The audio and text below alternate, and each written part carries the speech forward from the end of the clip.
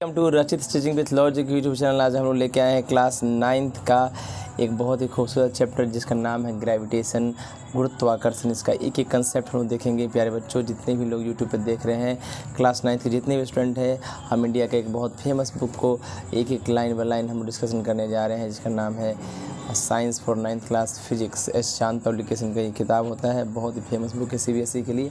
तो चलिए शुरू करते हैं ग्रेविटेशन। आप लोगों को बस इतना करना है कि बस आप लोगों को करना है क्या कि आप लोग बस लाइक शेयर और सब्सक्राइब कीजिए मेरे चैनल को, ताकि ढेर सारा वीडियो लिए आपके लाते रहें। देखिए, ग्रेविटेशन चैप्टर को समझते हैं। ग्रेविटेशन का हिंदी होता है गुरुत्वाकर्षण। क्या होता है? गुरुत्वाकर्षण। कहता है, in the previous chapter we have studied that a force is necessary to make a body move. इससे पीछे के चैप्टर हम लोग ने पढ़ा कि भाई कोई भी बॉडी है, कोई बॉडी का मूवमेंट करवाना है, क्या कराना है? मूवमेंट करवाना है, तो पीछे से हमको फोर्स लगाना पड़ेगा, राइट? या किसी भी बॉडी को मूवमेंट कराने के लिए हमको फोर्स लगाने की ज़रूरत पड़ती है। दैट इज़, कहने का मतलब a force is necessary to produce motion in a body. मतलब एक फोर्स की आवश्यकता होती है अगर आप मोशन में लाना चाहते हैं किसी बॉडी को। तो मतलब सिंपल सी बात है, दुनिया का हर चीज़ अगर मोशन में आना चाहता है तो उसके पीछे कारण एक ही चीज़ है, फोर्स। बिना फोर्स के वो मोशन में नहीं आ सकता। Now if we drop a piece of stone from some height, अगर हम कोई पत्थर किसी ऊंचाई से गिराते हैं, the stone falls down towards the earth, तो वो पत्थर अर्थ की तरफ यानी धरती की तरफ गिरता है। Since the stone starts moving downward, जैसा कि हम जानते हैं कि पत्थर जो है गिरना चालू हो गया नीचे की तरफ, यानी वो मोशन में है। Therefore a force must be acting on it, तो अगर पत्थर मोशन में है तो उस पर कोई ना कोई फोर्स ज़रूर लग रहा होगा। This force is due to the attraction between the earth and the stone and it is called gravitational force of earth. ये जो फोर्स है जो पत्थर पे लग रहा है और पत्थर नीचे गिर रहा है, ये अट्रैक्शन, आकर्षण का फोर्स है बिटवीन किसके बीच में? अर्थ के बीच में और पत्थर के बीच में, और इसको हम लोग ग्रेविटेशनल फोर्स ऑफ अर्थ कहते हैं। मतलब गुरुत्वाकर्षण बल किसका? अर्थ का। इसको ग्रेविटी ऑफ अर्थ भी कहा जाता है। मतलब गिरता हुआ पत्थर पे और धरती के बीच में एक फोर्स लगा, इसी वजह से गिरता हुआ पत्थर धरती की तरफ गिरा। क्यों गिरा? क्योंकि धरती माता एक फोर्स से उसको खींच रही है, उसी का नाम है ग्रेविटेशनल फोर्स ऑफ अर्थ, या फोर्स ऑफ ग्रेविटी, या ग्रेविटी ऑफ अर्थ। ठीक है, कोई दिक्कत? तो हम कह सकते हैं ये stone drop from us height, ये स्टोन एक पत्थर गिरता है हाइट से, फॉल्स टुवर्ड द अर्थ, अर्थ की तरफ, बिकॉज क्योंकि अर्थ खींचता है एक फोर्स से, आकर्षण के फोर्स से, जिसको ग्रेविटी कहते हैं। ऑन द स्टोन, पत्थर को खींचता है, एंड पुल्स इट डाउन, और उसको नीचे खींच के ले आता है, राइट? चलिए, आप देख रहे हैं पेड़ से ये फल गिरा, इसका मतलब गुरुत्वाकर्षण बल है, कहीं ना कहीं फोर्स ऑफ अट्रैक्शन है, यानी फोर्स ऑफ ग्रेविटी है। क्या है? फोर्स ऑफ ग्रेविटी है। ये बारिश की बूंदें नीचे गिर रही है धरती की तरफ, यानी फोर्स ऑफ ग्रेविटी की वजह से गिर रही है। The gravitational force of earth और gravity also causes water to flow down the rivers. नदी में जो पानी बहती है उसके पीछे भी ग्रेविटेशनल फोर्स ऑफ अर्थ ही कारण रहता है। Rain falls down the from sky, बारिश की बूंदें गिरती है धरती के ऊपर, ये भी ग्रेविटेशनल फोर्स ऑफ अर्थ होता है, यानी ग्रेविटी ऑफ अर्थ होता है। न्यूटन ने कहा था कि एप्पल नीचे गिरता है एक ट्री से, क्योंकि अर्थ एग्जर्ट करता है एक फोर्स अट्रैक्शन। ये फोर्स अट्रैक्शन क्या कहलाता है? ग्रेविटेशनल फोर्स ऑफ अर्थ या ग्रेविटी ऑफ अर्थ कहलाता है। कोई दिक्कत? चलिए, it is said that once the greatest English scientist Isaac Newton was sitting in his garden under a temple tree when an apple from the tree fell on him। कहता है, ऐसा कहा जाता है एक महान इंग्लिश साइंटिस्ट यानी अंग्रेज साइंटिस्ट सर आइजैक न्यूटन बैठे थे अपने गार्डन में बैठे थे अंडर एन एप्पल ट्री, एक पेड़ के नीचे, सेब के पेड़ के नीचे। An apple from the tree fell on him, तो उसी ट्री पेड़ से एक फल जो है, सेब जो उनके ऊपर गिरा। न्यूटन ने कहा that Apple falls down, Apple नीचे गिरा फ्रॉम द ट्री से टुवर्ड्स द अर्थ, अर्थ की तरफ, क्योंकि अर्थ खींचता है फोर्स ऑफ अट्रैक्शन से एप्पल पे, यानी अर्थ लगाता है एक फोर्स ऑफ अट्रैक्शन एप्पल पे, राइट? नीचे की डायरेक्शन में। तो दिक्कत, this force of attraction exerted by earth is called gravity, यही फोर्स ऑफ अट्रैक्शन ग्रेविटी कहलाता है। Similarly a leaf falls down from a tree due to gravity of earth, पेड़ से एक पत्ता भी नीचे गिरता है, इसके पीछे कारण है ग्रेविटी ऑफ अर्थ। इनफैक्ट वास्तव में अर्थ अट्रैक्ट, धरती खींचता है ना, और pull all the object towards its centre, धरती अपने सेंटर की तरफ दुनिया का हर चीज़ को खींचता है। The force with which the earth pulls the object, वह फोर्स जिस फोर्स से अर्थ खींचता है कोई ऑब्जेक्ट को अपने तरफ, उसको हम लोग ग्रेविटेशनल फोर्स ऑफ अर्थ कहते हैं और ग्रेविटी ऑफ अर्थ कहते हैं। मतलब एक ऐसा force, the force by with the help of which earth attracts और earth pulls down any object towards itself, means this is called gravitational force of earth, right. The force of gravity कहते हैं। It is due to gravitational force of earth, ये gravitational force of earth होता है that all the objects fall towards the earth, जिसकी वजह से सारे object जो हैं धरती की तरफ गिरते हैं। व्हेन रिलीज्ड फ्रॉम हाइट, जब किसी ऊंचाई से कोई चीज़ गिराते हो तो धरती की तरफ क्यों गिरता है? क्योंकि उस पर ग्रेविटेशनल फोर्स ऑफ अर्थ लगता है या फोर्स ऑफ ग्रेविटी उसको कहते हैं। तो हम लोग को पहला याद करना है क्या कि force is necessary to produce motion in body, right. दूसरा याद करना है कि स्टोन ड्रॉप हुआ, हाइट से फॉल किया अर्थ की तरफ, क्योंकि अर्थ एग्जर्ट करता है फोर्स ऑफ अट्रैक्शन से, जो ग्रेविटी कहते हैं, स्टोन पे लगाता है और खींचता है उसको नीचे, राइट। तीसरा याद करना है अर्थ अट्रैक्ट करता है सारे ऑब्जेक्ट को अपने सेंटर की तरफ, तो ये जो फोर्स जिससे अर्थ खींचता है ऑब्जेक्ट को अपने सेंटर की तरफ, इससे ग्रेविटेशनल फोर्स ऑफ अर्थ कहते हैं। कोई दिक्कत? सारे ऑब्जेक्ट को खींचते हैं, ठीक है। आइए हम लोग आगे बढ़ रहे हैं और देखिए आगे देखते हैं क्या। देखिए the gravitational force of earth, ये जो गुरुत्वाकर्षण बल है अर्थ का, जिसको ग्रेविटी ऑफ अर्थ कहते हैं, is responsible for holding the atmosphere एव द अर्थ। भाई धरती के ऊपर एटमॉस्फेयर है, राइट, है ना। तो ये जो एटमॉस्फेयर हमेशा फिक्स पोजीशन तक है, इसके पीछे ग्रेविटेशनल पुल ऑफ अर्थ है। अर्थ क्या करती है? इसको अपनी तरफ खींच के रखी हुई है फिक्स पोजीशन पे, right. For the rain falling to the earth, वर्षा की बूंदें भी अर्थ पे गिरती है। And for the flow of water in the rivers, और नदी में पानी बहती है, right. It is also the gravitational force of earth, ये भी ग्रेविटेशनल फोर्स है किसका? अर्थ का। ये ग्रेविटी है अर्थ का, which keeps us firmly on the ground, जो क्या करता है? हम लोग को ऐसे धरती पर रहने देता है। हम लोग आराम से धरती पर रह रहे हैं, चल रहे हैं, ये ग्रेविटेशनल फोर्स ऑफ अर्थ ही है। दुनिया का हर चीज़, ये चौकी है, ये टेबल है, ये बेंच है, ये बुक है, ये हम है, ये तुम है, हर चीज़ धरती पर है। क्यों? क्योंकि धरती माता हर चीज़ को बराबर फोर्स ला के अपने ऊपर खींच रही है, right. And we do not float here and there, और हम लोग इधर उधर बहते तैरते नहीं हैं हवा में। सिमिलरली ए बॉल थ्रोन अपवर्ड, जब एक बॉल को ऊपर फेंकोगे वो भी बैक टू अर्थ अपनी धरती पर ही आएगी, due to gravitational force of earth. क्या आएगी? क्योंकि अर्थ का ग्रेविटेशनल फोर्स है। Since gravitational force of earth और gravity of earth pulls the object in downward direction, भाई ग्रेविटेशनल फोर्स ऑफ अर्थ और ग्रेविटी ऑफ अर्थ खींचती है ऑब्जेक्ट को नीचे वाले डायरेक्शन में, डाउनवर्ड डायरेक्शन। बात सही है? Yes sir. ऊपर से नीचे की तरफ। Therefore a force has to be applied, तो एक शक्ति लगाना पड़ेगा by us to raise an object to a height above the surface of earth. तो भाई अगर कोई चीज़ को, धरती माता हर चीज़ को नीचे की तरफ खींच रही है, तो अगर हम किसी चीज़ को ऊपर उठाना चाहते हैं तो फोर्स ऑफ ग्रेविटी से ज़्यादा ताकत लगाना पड़ेगा और ऊपर उठाना पड़ेगा।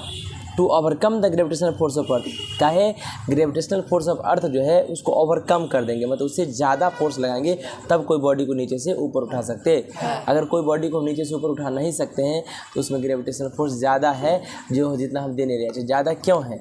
क्योंकि कोई चीज़ के पास मास होता है और उसके मास में जब हम मल्टीप्लाई कर देते हैं ग्रेविटेशनल फोर्स ऑफ अर्थ से, राइट, तो उसका वज़न ज़्यादा हो जाता है, तो उसको उससे ज़्यादा ताकत लगाना पड़ेगा उठाने के लिए, राइट। Yes sir.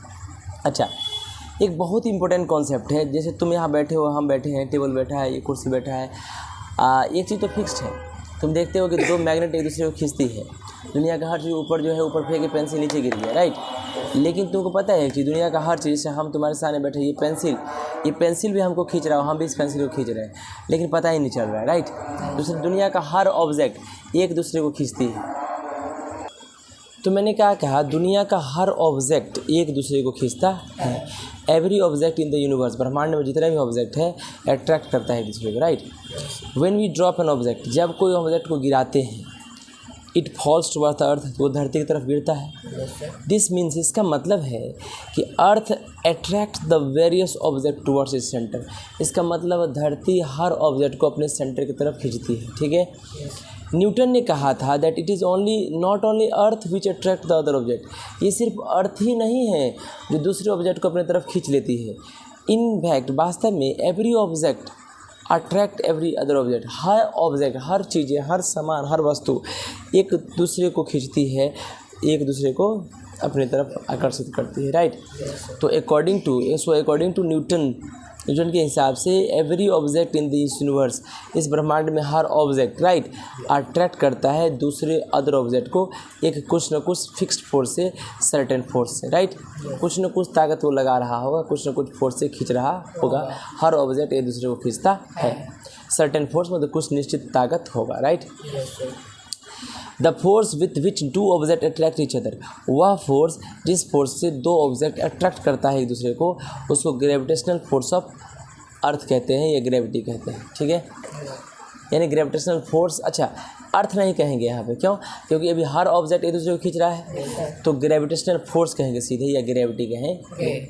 जब अर्थ खींचेगा तो ग्रेविटेशनल फोर्स ऑफ अर्थ कहेंगे, मून खींचेगा तो ग्रेविटेशनल पुल ऑफ, या ग्रेविटेशनल फोर्स ऑफ मून कहेंगे, राइट। अभी यहाँ तो हर ऑब्जेक्ट खींच रहा है, सिर्फ ग्रेविटेशनल फोर्स कहेंगे, राइट, और ग्रेविटी कहेंगे, ठीक है। The gravitational force between two object act even if the two object are not connected to by many means, कहता है दो ऑब्जेक्ट किसी भी तरह से दूर दूर भी हो, फ़र्क नहीं पड़ता है, वो दोनों एक दूसरे को खींचेगा। मतलब क्या तुम हमको खींच रहे, बिल्कुल, हम तुम खींच रहे, बिल्कुल, ये पता नहीं चल रहा है, ठीक है। कहता है if the masses of the object का मास, ऑब्जेक्ट का मास और बॉडीज आर स्मॉल, बहुत कम मास हो, then the gravitational force between them is very small, तो उनके बीच ग्रेविटेशनल फोर्स बहुत कम लगेगा, right. Which can not be detected easily, जिसको आसानी से डिटेक्ट नहीं कर सकते, पता ही नहीं चलेगा कि वो खींच रहा है, right. For example, two stones lying on the ground, दो स्टोन ग्राउंड पे हैं, अट्रैक्ट कर रहा है एक दूसरे को, but since their masses are small, लेकिन उसका मास बहुत छोटा है, the gravitational force of attraction between them is small and hence we do not see one stone moving towards the other stone. क्या है, दो पत्थर धरती पर रखा है, ठीक है, वो दोनों पत्थर का मास अगर बहुत कम है, और कम कैसे सर, पत्थर तो भारी होता है भाई, अर्थ के रिस्पेक्ट में हम कह रहे हैं, अर्थ के रिस्पेक्ट में वो पत्थर का वजन बहुत कम है, इतना कम है कि देख नहीं सकते हैं, तो कहता है तो उनके बीच ग्रेविटेशनल फोर्स ऑफ अट्रैक्शन भी कम होगा, इसीलिए हम लोग नहीं देख पाते हैं कि एक पत्थर दूसरे की तरफ खींचा के जा रहा है।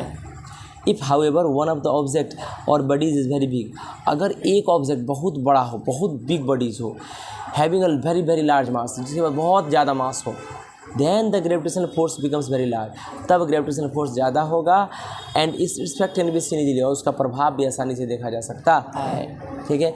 फॉर एग्जाम्पल, ए स्टोन है lying at height, good height पर रखा हुआ है, and earth attract each other, earth एक दूसरे को खींचता है, and since the earth has a very large mass, भाई अर्थ के पास तो मास बहुत ज़्यादा है, तो gravitational force attraction between them is very large, तो उनके बीच ग्रेविटेशनल फोर्स ज़्यादा होगा, तो अर्थ क्या, due to which the stone is drop, जब स्टोन गिराते हैं ये डाउन की तरफ, अर्थ की तरफ आने लगता है। Please note that gravitational force और ग्रेविटी ऑलवेज अ फोर्स, एक फोर्स होता है अट्रैक्शन का बिटवीन टू बॉडीज़, और टू बॉडीज़ है ना, टू ऑब्जेक्ट और टू बॉडीज़ के बीच में ग्रेविटेशनल फोर्स और ग्रेविटी जो होता है वो फोर्स ऑफ अट्रैक्शन होता है, ठीक है, दोनों बॉडीज़ का। अब हम स्टडी करते हैं यूनिवर्सल लॉ ऑफ ग्रेविटेशन क्या होता है, ठीक है। तो अभी तक क्या देखिए कि दो ऑब्जेक्ट हल्का होगा तो उनके बीच में मासेस कम होने की वजह से ग्रेविटेशनल फोर्स कम लगेगा, तो उनके अट्रैक्शन को हम लोग देख नहीं सकते। बट अगर एक बॉडी जिसका मास हैवी है, जैसे अर्थ है, उसके रिस्पेक्ट में पत्थर कुछ है, तो जो देखते हो पत्थर के ऊपर से गिराते हो तो अर्थ खींच लेता है, राइट। कोई दिक्कत? जो अभी पढ़ने जा रहे हैं बाबू, इतना इम्पोर्टेंट है कि पूछिए मत, MVVI इसको कह दो तो भी कम है, सही है। देखिएगा ध्यान से, कहता है यूनिवर्सल ऑफ ग्रेविटेशन क्या है, देखिएगा ध्यान से। Universal of gravitation, the universal of gravitation was given by Newton, कौन दिए थे? Newton. So it is also known as, जिसको न्यूटन्स लॉ ऑफ ग्रेविटेशन भी कहते हैं। क्या कहते हैं? Newton's law of gravitation. क्या बोलते हैं? Newton law of gravitation. Newton's law of gravitation, Newton's law of gravitation कहते हैं। क्या है ये law? According to universal law of gravitation universal law of gravitation के according every body in the universe, इस ब्रह्मांड में हर बॉडी अट्रैक्ट करता है दूसरे अदर बॉडी को विथ अ फोर्स, एक फोर्स से, which is directly proportional to the product of their masses, जो डायरेक्टली प्रोपोर्शनल होगा उस दोनों के मास के गुना के, और inversely proportional to the square of the distance between them, और जो डिस्टेंस उनके बीच का होगा उसका इन्वर्सली प्रोपोर्शनल होगा। मतलब दो ऑब्जेक्ट जितना ज़्यादा नज़दीक होगा उतना ज़्यादा ग्रेविटेशनल फोर्स लगता है, और ज़्यादा दूर होगा तो ग्रेविटेशनल फोर्स नहीं, कम लगेगा। ठीक है, तो देखिए मतलब ग्रेविटेशनल फोर्स डिपेंड करता है inversely proportional to distance, distance जितना ज़्यादा फोर्स उतना कम, डिस्टेंस जितना कम फोर्स उतना ज़्यादा, उनके बीच के मास का ही प्रोडक्ट के बराबर होता है। मान लीजिए डायरेक्शन जो है फोर्स का वो along the line joining the centre of to bodies, दो बॉडीज़ का सेंटर का जो ज्वाइन करोगे ना उसी के सेंटर का जो ज्वाइनिंग होगा वही डायरेक्शन होगा फोर्स का। ठीक है ना, ठीक है ना, कोई दिक्कत?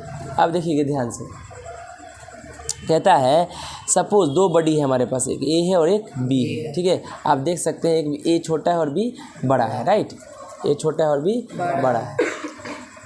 देखिएगा ध्यान से, अब कहता है मास एक का m1 है छोटे वाला का, m2 है बड़े वाला का, ये दोनों के बीच जो है lying at a distance r, दोनों के बीच r डिस्टेंस है। ठीक ना, from each other, see figure 4 देखा है। Let the force of attraction between them is force F, दोनों के बीच फोर्स को F मान लिए, कैपिटल F, नहीं। तो now according to universal law of gravitation, universal law क्या कहता है कि फोर्स जो होता है दो बॉडी के बीच में वो डायरेक्टली प्रोपोर्शनल होता है उनके प्रोडक्ट मतलब क्या होता है, गुना ऑफ देयर मासेस, मतलब फोर्स जो है डायरेक्टली प्रोपोर्शनल होगा दोनों के मास के बराबर, एक का मास m1 है दूसरे का मास m2 है, तो m1 इंटू m2 के डायरेक्टली प्रोपोर्शनल होगा। ठीक है, डायरेक्टली प्रोपोर्शनल मतलब होता है कि अगर दोनों का मास गुना करोगे ना तो फोर्स जितना मास बढ़ेगा उतना ही फोर्स बढ़ेगा, अगर 4 गुना है तो 4 गुना, 5 गुना है तो 5 गुना, 10 गुना है तो 10 गुना। ठीक है, अच्छा फिर दूसरा कहता है the force between two bodies inversely proportional to the square of the distance between them, inversely proportional to the square of the distance between them, दोनों के बीच के डिस्टेंस का स्क्वायर का रेसिप्रोकल लेंगे तब फोर्स होगा। मतलब अगर बॉडी के पास फोर्स चाहिए तो आपको डिस्टेंस बहुत कम करना पड़ेगा, राइट। फोर्स क्या होता है, इनवर्सली प्रोपोर्शनल होता है आर स्क्वायर के। इसका मतलब समझ रहे हैं आप लोग, इसका मतलब समझ रहे हैं, क्या समझ रहे हैं? फोर्स डायरेक्टली प्रोपोर्शनल क्या है? बोलिए।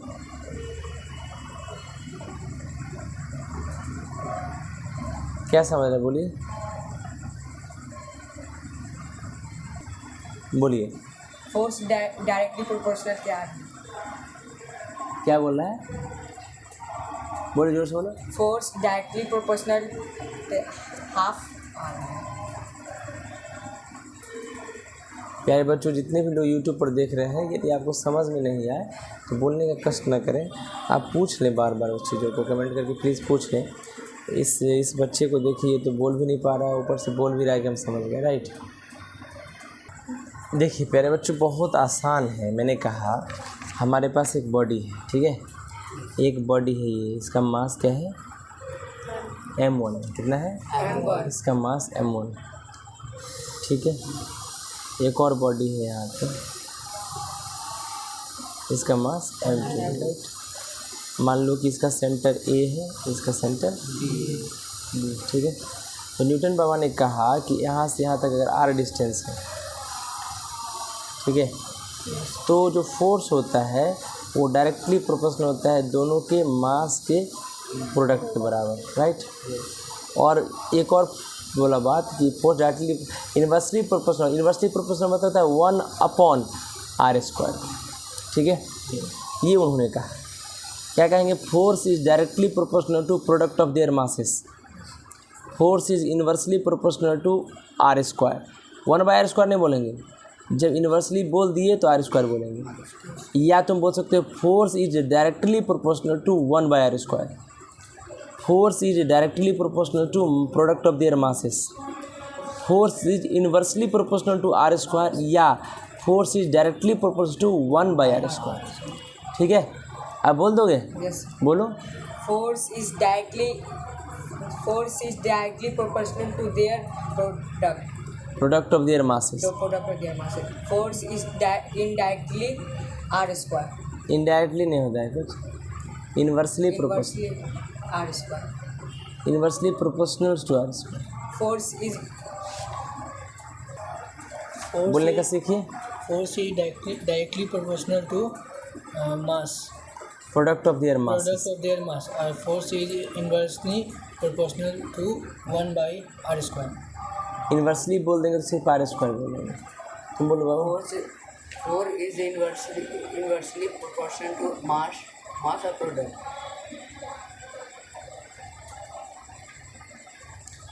हाँ, उसके बाद Force is inversely proportional to r square. बहुत अच्छा है। पहला क्या बोले थे? Force is inversely proportional to mass. Inversely थोड़ी नहीं, तो directly. Directly proportional to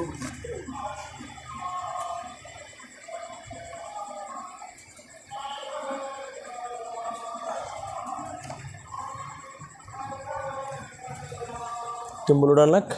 Force is directly proportional to product of their masses. Force is inversely proportional to r square. बहुत खूबसूरत, बहुत अच्छे। तो न्यूटन बाबा ने यही कहा कि भैया अगर आप फोर्स लगाना चाहते हैं, दो बॉडी के बीच फोर्स जानना चाहते हैं, दोनों का मास का प्रोडक्ट कर दीजिए, और या फिर दोनों के डिस्टेंस का इन्वर्सली प्रोपोर्शनल होगा। ठीक है, तो चलिए अब इसको इक्वेशन 1 मान लेते हैं, इसको इक्वेशन 1 मान लेते हैं, इसको इक्वेशन 2 मान लेते हैं, राइट। अब दोनों इक्वेशन को कंबाइन कीजिए, ये दोनों फोर्स है, ये फोर्स ही रहेगा। ठीक, डायरेक्टली प्रोपोर्शनल टू हम कह सकते हैं product of their masses upon R square होगा। इसको हटाएंगे, ये प्रोपोर्शनलिटी कांस्टेंट होता है, इसको हटाओगे तो बराबर लग जाएगा, यहाँ पर के लग जाएगा, लेकिन के नहीं लगेगा, यहाँ पर ग्रेविटेशन पड़ रहा है तो जी लगेगा। क्या लगेगा? Capital G. यही फार्मूला हो गया m1 m2 by R square. ये फार्मूला हो गया फोर्स का, ये force is equals to G gravitation constant G m1 m2 by R square. यही फार्मूला हो गया फोर्स का। ठीक है, कोई दिक्कत? देखिएगा, देखिए आपके पास दो इक्वेशन था, यहाँ इक्वेशन 1 है, इक्वेशन 2 है, दोनों को कंबाइन किए तो फोर्स डायरेक्टली प्रोपोर्शनल मास का प्रोडक्ट बाय आर स्क्वायर हुआ, तो ग्रेविटेशनल फोर्स यहाँ से आ गया। क्या? F equals to G capital G m1 m2 by R square. m1 बड़े वाले का मास और m2 छोटे वाले का मास, यह दोनों बड़ी का मास बाय आर स्क्वायर। ठीक है, जहाँ पे g जो होता है कैपिटल जी, इसको कांस्टेंट कहते हैं, जिसको यूनिवर्सल ग्रेविटेशनल कांस्टेंट भी कहा जाता है। ठीक है, the value of gravitational constant capital जी, तो यूनिवर्सल ग्रेविटेशनल कांस्टेंट जो कैपिटल जी होता है, इसका कुछ न कुछ वैल्यू भी होता है। Does not depend on the medium between the two bodies. ये दो बॉडीज़ किस मीडियम में रखा है, एयर में रखा है, वाटर में रखा है, इससे कोई फर्क नहीं पड़ता जी का value. It also does not depend on masses of bodies, ये बॉडी के मास पर भी डिपेंड नहीं करता है और न डिस्टेंस पर डिपेंड करता है। तो जी क्या है? कांस्टेंट है, ये किसी पर डिपेंड नहीं करता है, इसका वैल्यू होगा, निकालेंगे, देखिएगा ना। एबव फार्मूला क्या? The above formula gives the gravitational force of attraction F between two bodies of mass m1 m2। कहता है ये जो फार्मूला भी देखें, वो फार्मूला क्या देता है? फोर्स ऑफ अट्रैक्शन देता है कैपिटल F, किसके बीच? दो बॉडी के बीच, जिसका मास m1 m2 है। m1 m2 जो कि कितना डिस्टेंस में है? r डिस्टेंस में है एक दूसरे से। सही है, ये फार्मूला एप्लीकेबल है हर जगह, इस पूरे ब्रह्मांड में कहीं भी जाइए ये फार्मूला लगाइए, कोई दिक्कत नहीं है। And it is a mathematical expression, ये एक मैथमेटिकल एक्सप्रेशन है of universal law of gravitation. मतलब यूनिवर्सल लॉ ऑफ ग्रेविटेशन जो सर आइजैक न्यूटन ने दिया, ठीक ना, उसका ये मैथमेटिक्स से कैसे निकालेंगे उसका ये एक्सप्रेशन है। ठीक है, कोई दिक्कत? चलिए, कहता है since the gravitational force between two bodies, gravitational force कहा गया between two bodies inversely proportional to square of the distance between them, therefore if we double the distance, कहता है अभी हम देखें क्या ग्रेविटेशनल फोर्स जो होता है इन्वर्सली प्रोपोर्शनल होता है square of the distance between them. बात सही है? Yes sir. तो अगर हम डबल करेंगे डिस्टेंस का दो बॉडीज़ के बीच तो ग्रेविटेशनल फोर्स 1/4 हो जाएगा। अगर दुगना बढ़ाओगे डिस्टेंस तो ग्रेविटेशनल फोर्स उतना कम जाएगा, 1/4 कम जाएगा। अगर आधा करोगे डिस्टेंस दो बॉडी के बीच तो ग्रेविटेशनल फोर्स 4 गुना बढ़ जाएगा। कौन कौन नहीं समझा बताइए? नहीं समझे? चलिए इसको एक्सप्लेन करते हैं, देखिए ध्यान से। अभी कहा इस फॉर्मूला का यूज़ करते हैं, उसने कहा कि अगर r का वैल्यू दुगुना ले लीजिए, मतलब दोनों बॉडी के बीच का डिस्टेंस दुगुना बढ़ा दीजिए, क्या होगा देखना। ये F है ना, ये जी को जी ही रहने दो, M1 M2 को M1 M2 रहने दो, सिर्फ आर लिए है ना, आर के वैल्यू कितना देंगे, 2 का होल स्क्वायर हो जाएगा। तो फोर्स कितना हो गया, GM1 M2/4। मतलब ये जब नीचे डिनोमिनेटर में रहता है तो उतना कम रहता है, तो फोर्स का वैल्यू देख रहे हो, फोर्स का वैल्यू इसको ख़त्म करो, हटाओ, इसको कुछ नहीं है, तो ये 1/4 नहीं दिख रहा है।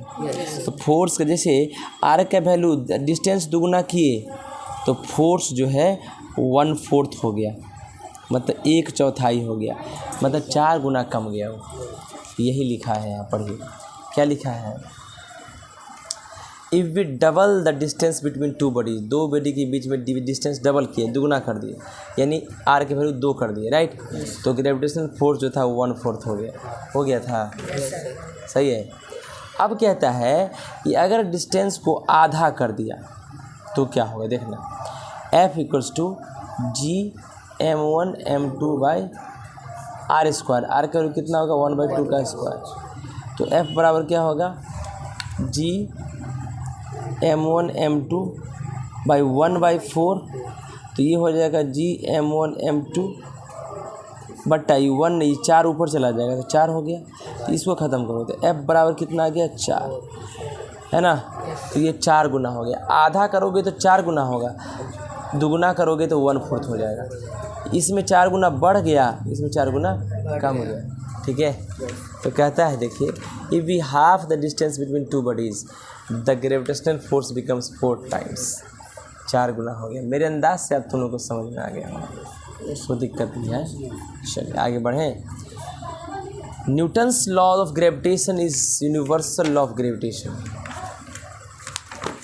क्या कहता है, पढ़िए, कहता है Newton's law of gravitation, Newton's laws of gravitation.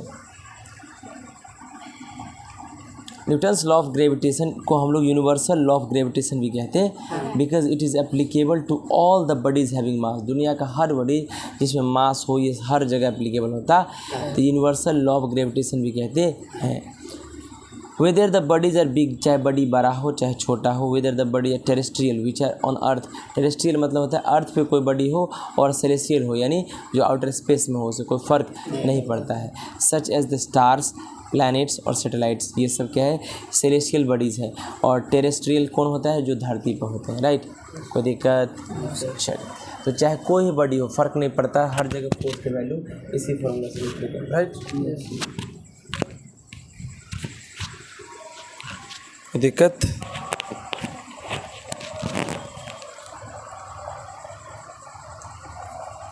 चलिए अब देखते हैं भाई, वैल्यू जो जी का था उसका जी का वैल्यू कैसे निकलेगा, देखिएगा। पहले यूनिट देख लेते हैं, units of gravitational constant, capital G का यूनिट देख लेते हैं, ठीक है। पढ़िए, according to universal law of gravitation, universal law of gravitation के अकॉर्डिंग ग्रेविटेशनल फोर्स जो कैपिटल एफ होता है बिटवीन टू बॉडीज, जिसका मास M1 और M2 होगा, प्लेस्ड एट ए डिस्टेंस, कितना डिस्टेंस प्लेस्ड है, r, A part is given by, कैसे given by, F = GM1 M2/r², ये फॉर्मूला दिया जाता है। मतलब according to universal law of gravitation, universal law of gravitation के हिसाब से जो ग्रेविटेशन फोर्स होता है दो बॉडी के बीच जिसका मास M1 M2 है और r डिस्टेंस पे, उसका फॉर्मूला क्या है, F = GM1 M2/r², राइट। कोई दिक्कत, देखिए ध्यान से, ये फॉर्मूला आप अच्छे से याद रखिएगा। This can be rearrange to get an expression for the gravitational constant G as follow. कहता है इसको अरेंजमेंट किए ना तो जी के वैल्यू हमको निकालना है, तो जी के टर्म्स में इसको ले आया। कौन कौन ये समझे, मतलब एफ से जी निकालना था तो जी के टर्म्स में इसको ले आया। कौन कौन समझा इसको, कौन कौन नहीं समझा, थोड़ा समझ गए, कौन कौन नहीं समझा।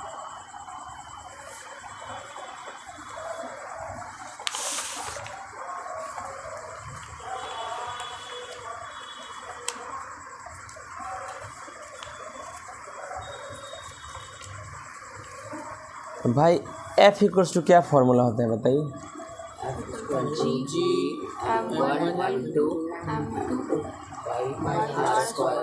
तो ये हमको निकालना क्या है, जी के वैल्यू हम लोग क्रॉस मल्टीप्लाई कर देते हो, तो F × r² हो जाएगा। इधर कितना होगा, सीधा करके लिख दो, GM1 M2 लिख सकते हैं इसको।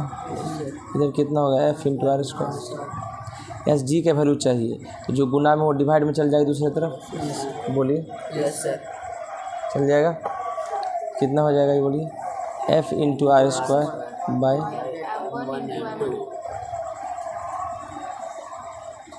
समझ में आ गया। इसी को अरेंज करके लिख सकते हैं एफ आर स्क्वायर बाई, ये मल्टीप्लाई ही है, बराबर ही है, सही है। क्या देखिए तो यही लिखा है, आर की जगह कैपिटल आर कर दिया है, कोई दिक्कत नहीं, ठीक है ना, आर ही लिखना चाहिए था, ठीक है, कोई दिक्कत। अब पढ़िए क्या लिखा है, कहता है नहीं, यूनिट जो है फोर्स का वो न्यूटन होता है, फोर्स का यूनिट न्यूटन होता है। डिस्टेंस को हम मापते हैं मीटर में, ठीक है, और यूनिट जो है मास का किलोग्राम होता है, ठीक। तो ऐसा यूनिट ग्रेविटेशनल कांस्टेंट जी का क्या हो गया, देखो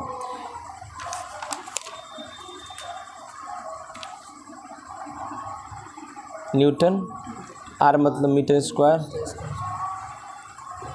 केजी इंटू कितना हो गया, न्यूटन मीटर स्क्वायर पर KG square, Newton metre square पर केजी स्क्वायर, राइट। या इसी को न्यूटन मीटर स्क्वायर पर केजी स्क्वायर कहते हैं, या न्यूटन मीटर स्क्वायर पर KG square, Newton metre square पर केजी स्क्वायर, हर तरीक़ा से लिखा सकते हैं। एक्सपोनेंट फॉर्म में लिखा गया है, डिवाइड के फॉर्म लिखा है स्लैश देके, ठीक है, कोई दिक्कत। वैल्यू क्या होता है ग्रेविटेशन, अब वैल्यू निकालने जा रहे हैं। मान लो कि एक बॉडी मास m1 का है, दूसरा बॉडी मास m2 का है, राइट।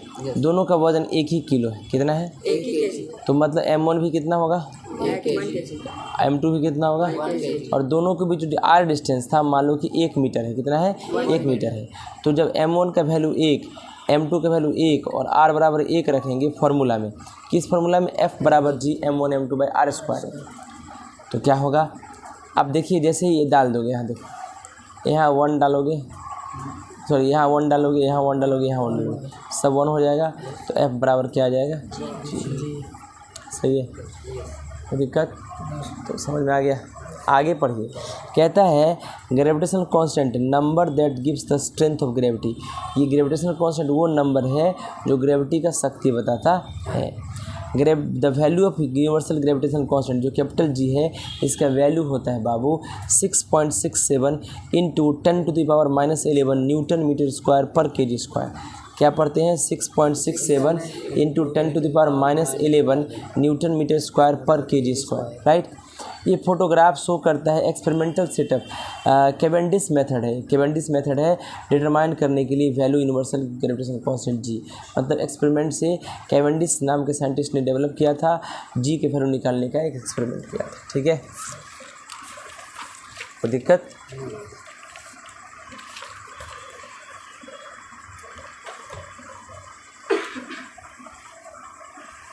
आगे बढ़े, चलो अगला क्वेश्चन देखिए क्या है, सॉरी अगला देखिए कॉन्सेप्ट कहता है gravitational constant G numerically number में equal to the force of gravitation which exist between two bodies of unit masses kept at a distance from each other. कहता है तो कैपिटल जी का वैल्यू किसके बराबर आ गया था, फोर्स ऑफ ग्रेविटेशन के बराबर, यानी एफ बराबर जी आ गया था ना भी। ये कब आया, जब दो बॉडी का मास यूनिट हो, यानी 1-1 केजी हो, और दोनों का कितना डिस्टेंस है, 1 मीटर, तभी ऐसा आया। वैल्यू जो है universal gravitational constant capital G का एक्सपेरिमेंट से पता चला कि 6.67 10⁻⁻11 न्यूटन मीटर स्क्वायर पर केजी स्क्वायर है, राइट। ये देखो 10⁻⁻11 है, इसको डिवाइड करें तो बहुत छोटा होगा तो एक्सट्रीमली स्मॉल वैल्यू है किसका, ग्रेविटेशनल कांस्टेंट जी। ये बताता है कि फोर्स जो है gravitation between any two ordinary object will be very weak. मतलब दो साधारण चीज़ों के बीच सोचो कि फोर्स कितना कितना कितना कम लग रहा होगा, इसीलिए हम लोग को पता नहीं चलता है कि दोनों बॉडी एक दूसरे को खींच रहा है। समझ में आ रहा है, कोई दिक्कत। अच्छा, जबकि अच्छा खासा डिस्टेंस लिया है, मान लो कि 1 मीटर लिया है, 1-1 केजी वजन लिया है, 1 किलो वजन वाला भी ऑब्जेक्ट को पता नहीं चल रहा है कि वो खींच रहा है। समझ बात को, 2 किलो 5 किलो 10 किलो भी ले लो तो पता नहीं, अर्थ के रिस्पेक्ट में ये सब कुछ नहीं है, राइट। कोई दिक्कत, देखिएगा ध्यान से। The value of gravitational constant G has been determined by performing careful experiment. इसको कैसे पता चला गया? अच्छे से एक्सपेरिमेंट किया गया 2 गोल्ड बॉल से, गोल्ड मतलब सोना का छोटा छोटा बॉल लेके, ठीक है। 2 हैवी गोल्ड बॉल्स, 2 फिर बड़ा बॉल लिया, वे suspended near each other by strong but delicate threads. 2 भारी बॉल गोल्ड का लटकाया गया एक दूसरे के नज़दीक bye strong but delicate threads, मजबूत लेकिन पतला धागा से, right. The force between 2 gold balls, ये 2 सोना का बॉल के बीच जो फोर्स था वाज मेजर किया गया। नोइंग द फोर्स जानने के बाद मास जो था गोल्ड बॉल्स का और डिस्टेंस जो उनके बीच था, तो वैल्यू जो है जी का कैलकुलेट किया न्यूटन्स ग्रेविटेशन फार्मूला के द्वारा। तो experiment with gold balls, experiment किया गोल्ड बॉल्स के साथ, वो दिया वैल्यू किसका? ग्रेविटेशन कांस्टेंट जी का। कितना आया? 6.67 × 10⁻11 Newton metre square KG square.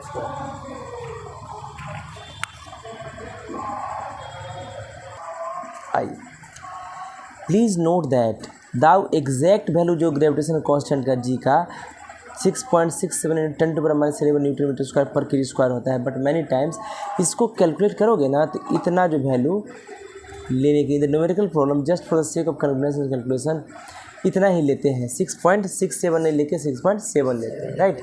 6.7 × 10⁻11 Newton metre square पर केजी स्क्वायर, राइट। ये क्यों लेते हैं? बाई कैलकुलेशन का, ठीक है।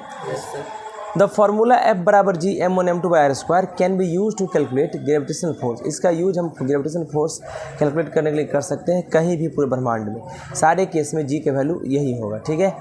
एंड m1 m2 जो है मास होगा 2 बॉडीज़ का, और r जो है डिस्टेंस होगा उनके सेंटर से, है ना, दोनों बॉडी के सेंटर से। The force of gravitation is a vector quantity. Gravitation vector quantity होता है, मतलब तुम देखते हो कि अगर मान लो ये धरती है, राइट, ऊपर से कोई ऑब्जेक्ट गिर रहा है नीचे, तो एक फिक्स डायरेक्शन में गिरेगा towards the centre of the earth.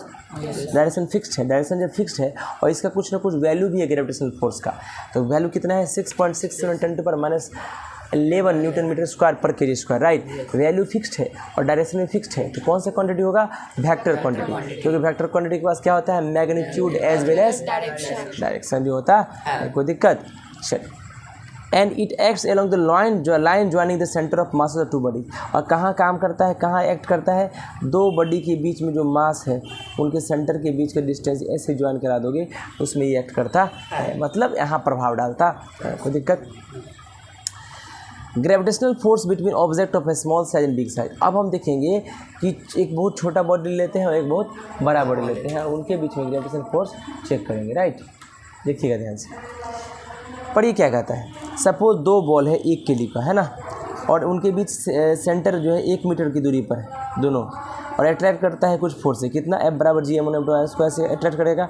जी क्या है लोगों को पता है, मास 1 kg है, दूसरे का मास 1 kg है, डिस्टेंस 1 मीटर है, कैलकुलेट किया तो आ गया इतना, ठीक है। ये ऑब्वियस है कि gravitational force of attraction between 2 balls 1 kg 1 metre apart इतना ही होगा, राइट, Newton. And this is very small force, ये बहुत कम फोर्स है क्योंकि 10⁻11 है, तो नीचे आएगा ना भाई। 10⁻11 का मतलब वो नीचे आता है, ठीक है ना। देखिएगा, मैंने क्या कहा कि अगर मान लीजिए वैल्यू जो है 6.67 × 10⁻11 है, तो नीचे आएगा 10 की पावर 11 हो जाएगा, मतलब 6.67 में 1 1 2 3 4 5 6 7 8 9 10 11, इसका भी 2 डिजिट नीचे आएगा, तो 667 डिवाइडेड बाई ये हो जाएगा 1 2 3 4 5 6 7 8 9 10 11 12 13। अब इसको डिवाइड करोगे तो 0 पॉइंट, देखो 1 2 3 है, 3 तो ये हो गया, अब कितना होगा बताओ? 1 2 3 4 5 6 7 8 9 10 11 12 13, 0 पॉइंट इतना होगा। कितना कम वैल्यू है, इस फोर्स से कुछ होने वाला है? बोलिए, नहीं होने वाला है। तो अब देखिए, अच्छा कहता है, ध्यान से देखिएगा, कितना इंपॉर्टेंट बात है, देखिएगा ध्यान से, क्या कहता है? Though the various object on its earth attract one another. हर ऑब्जेक्ट एक दूसरे को अट्रैक्ट करता है अलग अलग, कॉन्स्टेंटली, लगातार कर रहा है। हम भी तुमको कर रहे हैं, तुम भी कर रहे हैं, लेकिन पता ये do not cause any motion. लेकिन तुमको हम खींच नहीं पा रहे हैं, तुम हमको खींच नहीं पा रहे हो, मोशन नहीं क्रिएट कर पा रहे हो। Gravitation force of attraction between them is very small. इसका मतलब दोनों के बीच ग्रेविटेशन फोर्स बहुत कम है, right. If however at least one of the body is large, अगर दोनों में से एक बॉडी लार्ज होगा, मान लो कि सन हो या अर्थ हो, तो ग्रेविटेशन फोर्स जो होगा बहुत ज़्यादा बड़ा होगा। बात सही है कि नहीं? फॉर एग्जाम्पल अर्थ के पास बहुत ज़्यादा मास है और ये जो फोर्स है इतना बड़ा है the earth and other object के बीच, hence object when thrown up, जब ऑब्जेक्ट को ऊपर फेंकते हैं तो fall back to the earth पे क्यों आ जाता है। This point will be more clear from the following example in which we are calculating the gravitation force between a ball having 1 kilogram and mass of earth. अब हम लोग क्या करते हैं, इसको और क्लियर करते हैं। कैसे? 1 केजी का कोई बॉल ले लेते हैं और धरती की तरफ उसको ऊपर फेंकते हैं और देखते हैं कैसे नीचे आता है, राइट। देखिए आप उसको कैलकुलेट कीजिएगा तो आपका न्यूटन आ गया, F बराबर 9.8 न्यूटन आ जाता है, जो कि बहुत इंपॉर्टेंट क्वेश्चन है। देखिए कैसे, मैंने कहा आपको ग्रेविटेशन फोर्स कैलकुलेट करना है। 1 की जो मास का बॉल है ना, मास अर्थ का इतना दिया है, देखो कितना मास ज़्यादा है, 10 टू द पावर 24 है, 6 को गुना करना 10 की पावर 24 गुना। रेडियस अर्थ का इतना है और जी का वैल्यू इतना होता ही है। फोर्स ऑफ ग्रेविटी के जानते हो फॉर्मूला, F बराबर G/r² होता है। सबका वैल्यू पुट किया तो वैल्यू आ गया F = 9.8 न्यूटन। कितना आ गया? 9.8 न्यूटन। आपको यही याद रखना है हमेशा कि F बराबर कितना होता है? 9.8 न्यूटन होता है, जो कि लगता है अर्थ एग्जर्ट करता है ग्रेविटेशनल फोर्स 9.8 न्यूटन का, किस पर? बॉल पर, जिसका मास 1 किलोग्राम का है, राइट। कोई दिक्कत? This is comparatively very large mass, ये मास बहुत ज़्यादा है। It is due to this large gravitation force exerted by earth. ये ज़्यादा ग्रेविटेशन फोर्स है जो अर्थ लगाता है जब 1 केजी का बॉल ड्रॉप करते हैं एक हाइट से, तो अर्थ की तरफ गिरता है। कोई दिक्कत हो, तकलीफ?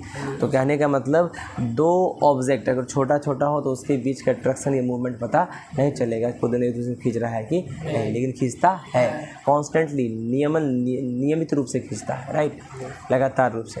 पता कब चलेगा? जब बहुत बड़ा ऑब्जेक्ट है, टेरेस्ट्रियल है या सेलेस्टियल है। टेरेस्ट्रियल मतलब जैसे धरती हो गया, ठीक ना, और सेलेस्टियल मतलब कोई दूसरा आउटर स्पेस में जो भी बडीज है उसको ले लो, मून ले लो और सन ले लो, राइट, स्टार्स ले लो। समझ में आ गया? चलिए, कोई दिक्कत? मेरे अंदाज से कोई दिक्कत आप लोगों को नहीं हो रहा है, राइट।